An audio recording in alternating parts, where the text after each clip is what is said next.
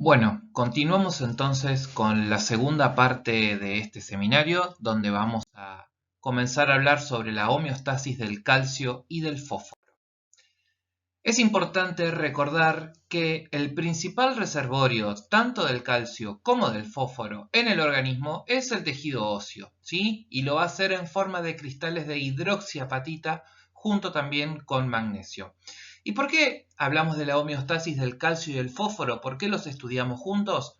Básicamente porque comparten la regulación, ¿sí? Son regulados por las mismas hormonas. Estas son la paratormona, la vitamina D, el factor de crecimiento fibroelástico 23 y la calcitonina de menor importancia, luego vamos a hablar unas palabritas sobre ella, pero se vio que desde el punto de vista fisiológico no tiene gran injerencia en la regulación de ambas moléculas.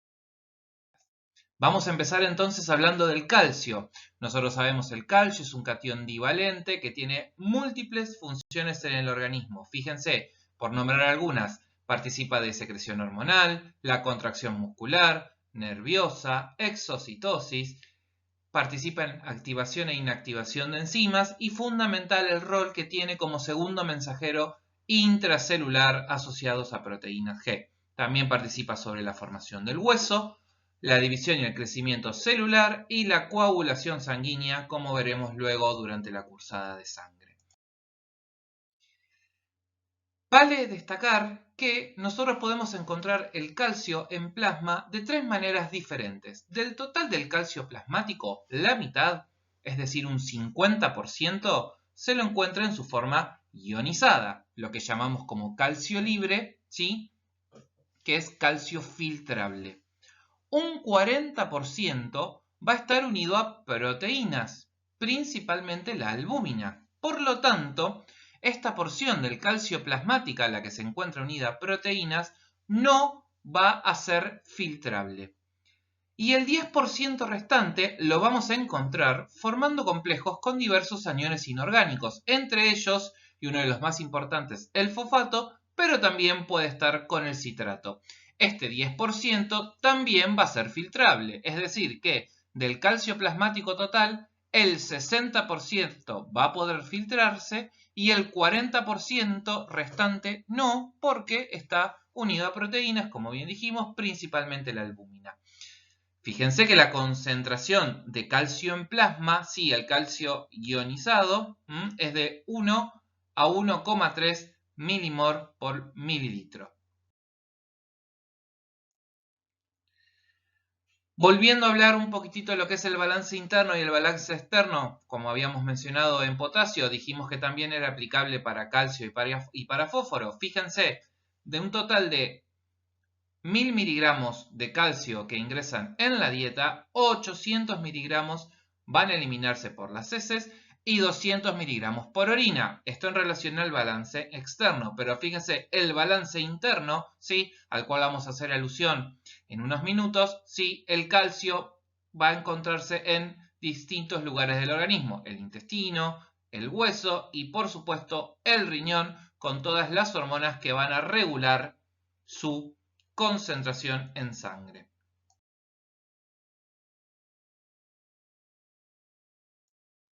Para hablar un poquitito del manejo renal del calcio, vamos a ver que del total del calcio filtrado, el 65% se reabsorbe a nivel del túbulo proximal, un 25% se reabsorbe a nivel de la gruesa de Henle, más o menos entre un 8-10% a nivel del túbulo distal, y la excreción fraccional de calcio, fíjense, es muy parecida a la de ¿quién? A la del sodio, ¿sí? La excreción fraccional de calcio es menor al 1%. Otro concepto fundamental que tenemos que llevarnos de esta clase, ¿sí? El riñón va a intentar de reabsorber prácticamente el 100% del calcio filtrado. Lo mismo que hacía con el sodio.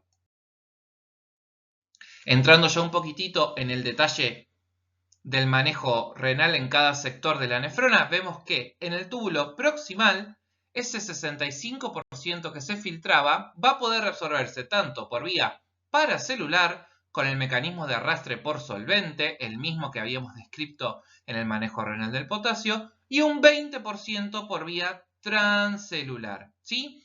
Esta vía transcelular es por un canal de calcio.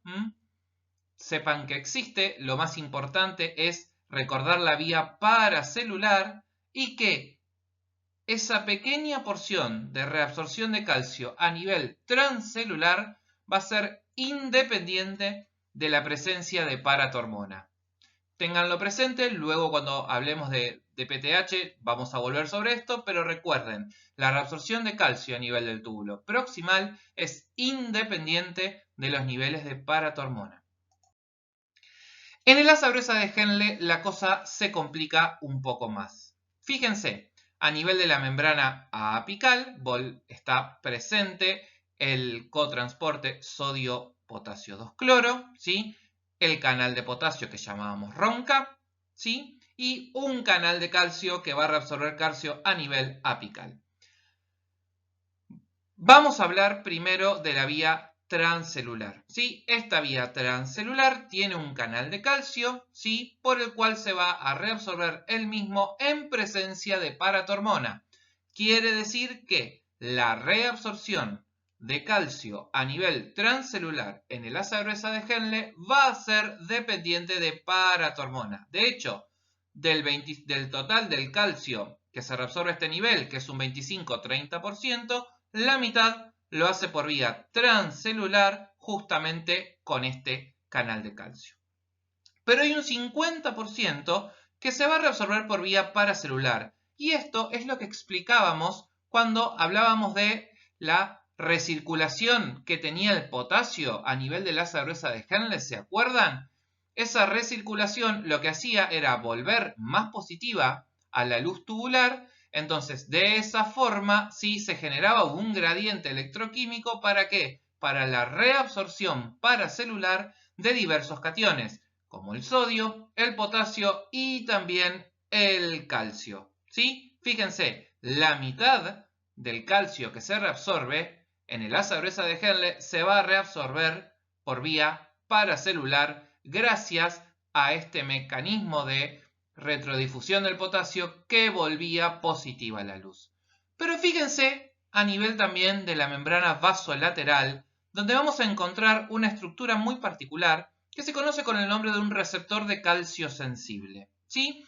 Este receptor de calcio sensible, que también está presente en la paratiroides y en la membrana apical del túbulo colector, lo que va a hacer es medir la concentración de calcio a nivel, ¿sí?, del intersticio y de los capilares peritubulares. Entonces, cuando este receptor de calcio sensible sense que la concentración de calcio, ¿sí?, a nivel del intersticio está aumentada, va a desencadenar un montón, ¿sí?, de señales, no importa cuáles, pero sí que van a terminar activando a la proteína quinasa C, la cual, ¿sí?, va a fosforilar al sodio 2-cloropotasio y al ROMK, lo cual va a alterar su estructura y por lo tanto su función. Dicho de otra manera, esa fosforilación va a generar una inhibición del sodio 2-cloropotasio y del ROMK.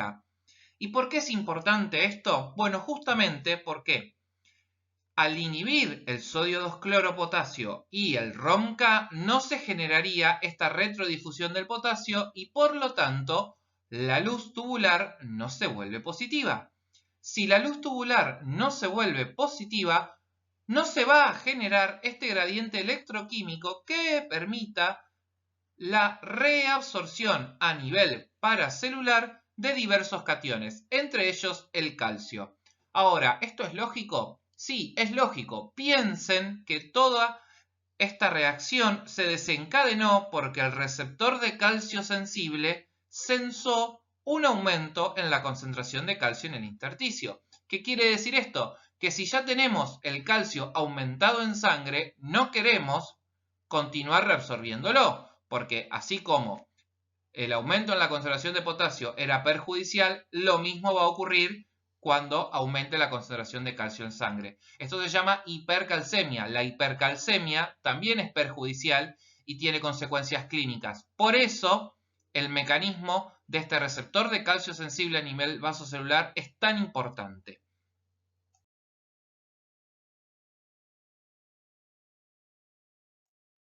Continuamos, el calcio a nivel del túbulo distal y colector va a reabsorberse 100% por vía transcelular. Recuerden que en la nefrona distal prácticamente no hay reabsorción a nivel paracelular por las características del epitelio, ¿sí?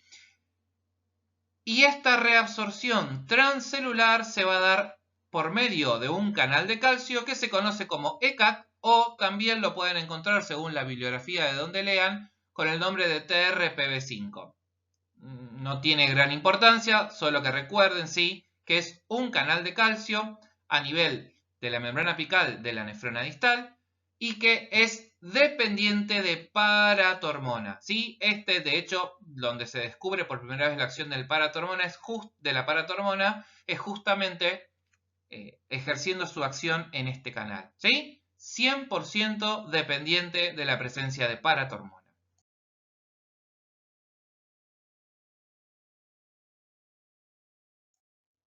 Entonces, ya estuvimos hablando un poquitito, la regulación del metabolismo del calcio va a estar dada principalmente por la paratormona, la vitamina D y de la calcitonina. Vamos a hablar dos palabritas. Sepan que la calcitonina es una hormona contraria a lo que hace la paratormona, ¿sí? Lo que hace es inhibir la resorción ósea, es una hormona que va a aumentar la excreción de calcio a nivel renal, pero que no tiene gran injerencia fisiológica. Desde el punto de vista fisiológico, valga la redundancia, se la considera un vestigio embrionario. Sí es importante en situaciones de hipercalcemia, es decir, en situaciones patológicas, pero no en condiciones fisiológicas. Dicho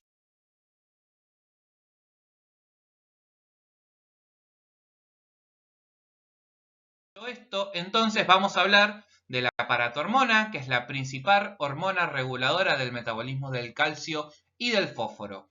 Es una hormona proteica que se va a secretar en la glándula paratiroides y que va a ejercer su efecto sobre el hueso y el riñón de manera directa y sobre el intestino de manera indirecta. Luego vamos a ver por qué decimos que actúa de forma indirecta en el intestino. Lo más importante es recordar los estímulos para la secreción de paratormona, que van a ser la disminución de la concentración de calcio en el líquido extracelular y el aumento de la concentración de fosfato en el líquido extracelular. Dicho de otra forma, los estímulos para la secreción de la paratormona van a ser principalmente la hipocalcemia, la hiperfosfatemia y otro estímulo que no está acá porque no tiene que ver con el calcio, pero que también existe, es la disminución en los niveles de vitamina D activa.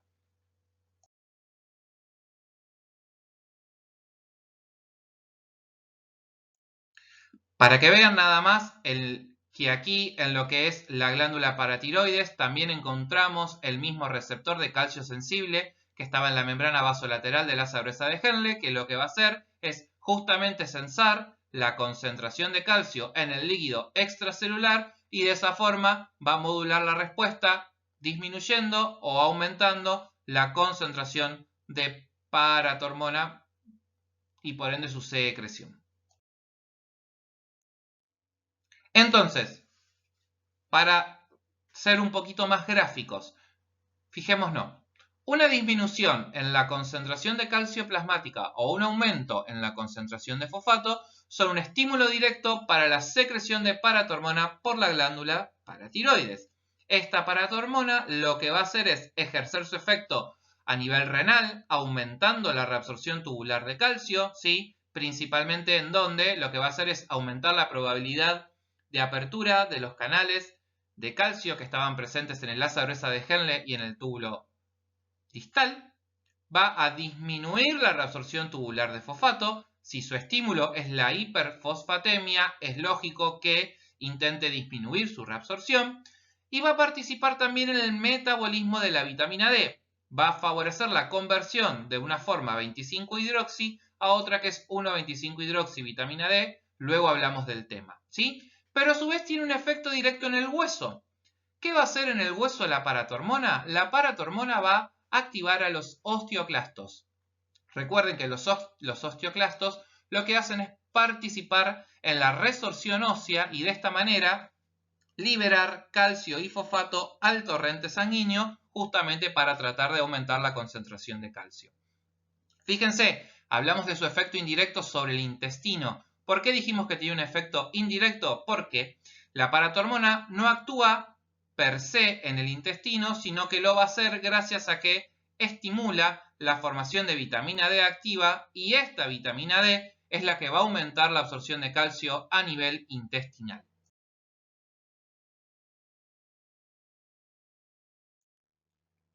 A modo de repaso, lo que dijimos recién, a nivel renal aumenta la probabilidad de apertura de los canales de calcio, a nivel apical, en el asa gruesa de Henle y en el túbulo distal, aumenta la excreción de fosfato y el estímulo hacia esta enzima 1-hidroxilasa renal, que es necesaria para la activación de la vitamina D.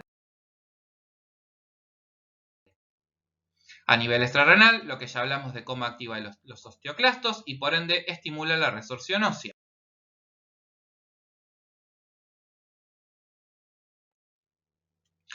Vamos a hablar entonces de la segunda hormona en importancia para la regulación del calcio, que es la vitamina D. La vitamina D, para aumentar su síntesis, lo más fácil es exponerse al sol, ¿sí? Tomar un poco del sol. La luz ultravioleta que generan los rayos solares va a generar un montón de reacciones a nivel de la vitamina D, de la piel, perdón, aumentando los niveles de vitamina D. Esta es una vitamina D que no es activa, ¿sí? Para poder generar su función necesita de dos hidroxilaciones. Una a nivel del carbono 25 que ocurre en el hígado y otra hidroxilación que es la 1,25 a nivel del riñón, ¿sí?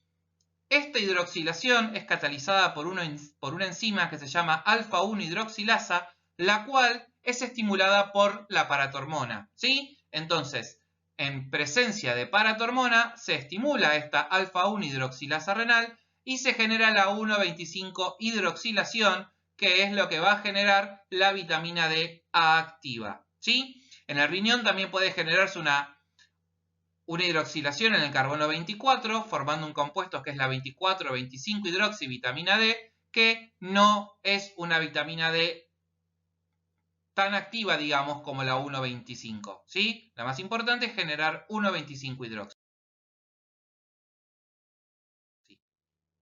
¿Y qué va a hacer la vitamina D? La vitamina D va a aumentar la absorción de calcio y fosfato a nivel intestinal y también va a aumentar la absorción de calcio y de fósforo a nivel del epitelio renal. Específicamente hablando del calcio, lo que hace es aumentar la expresión de calvindina a nivel del túbulo distal, lo cual va a generar un aumento en su reabsorción. Ahora bien,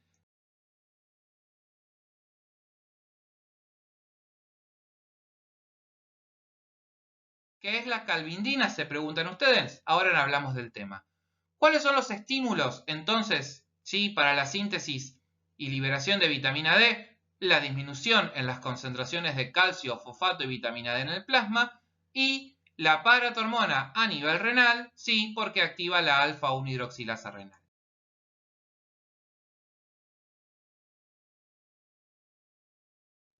Fíjense, recién dijimos que aumenta la reabsorción de calcio porque actúa aumentando los niveles de calvindina. ¿Qué es la calvindina? La calvindina es una proteína que va a funcionar como carrier del calcio en el medio intracelular. Fíjense, esta es la membrana apical, ¿sí? Esta es la luz intestinal, podemos hacer la analogía con la luz tubular. El calcio ingresa a nivel apical y una vez en el medio citoplasmático debe unirse a la calvindina para transportarlo desde el extremo apical hacia el extremo vasolateral. Llegado el extremo vasolateral, la calvindina libera el calcio y el calcio se va a reabsorber.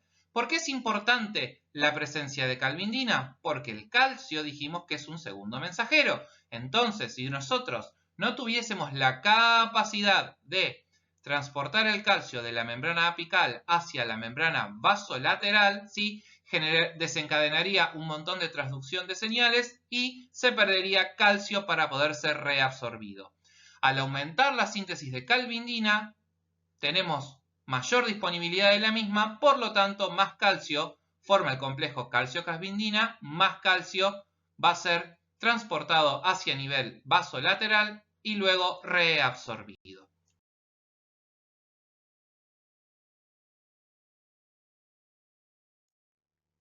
En resumen, podemos decir entonces que una disminución de la calcemia va a generar un aumento de la secreción de paratormona y por ende un aumento de la vitamina D3, la 1,25-hidroxi, y este aumento en las dos moléculas reguladoras lo que hacen es aumentar la reabsorción intestinal de calcio por parte de la vitamina D, aumentar la reabsorción renal de calcio tanto por la paratormona como por la vitamina D y aumentar la liberación de calcio de los huesos, ¿sí?, por activar a los osteoclastos, estimular la resorción ósea por medio de la paratormona. Encontramos también factores que van a aumentar la reabsorción de calcio, como bien ya dijimos, la paratormona, la vitamina D. Hay otras, como la concentración del líquido extracelular, la alcalosis, las tiacidas y el amiloride. Esto van a hablar en una actividad del práctico. Como también vamos a tener factores que van a disminuir la reabsorción de calcio a nivel renal, ¿sí?, como el aumento del calcio plasmático, la expansión del líquido extracelular, una depresión del fósforo, ¿sí?, y algunos diuréticos como la furosemida o la acidosis. Vuelvo a lo mismo, hay una actividad en el práctico donde vamos a poder seguir discutiendo del tema.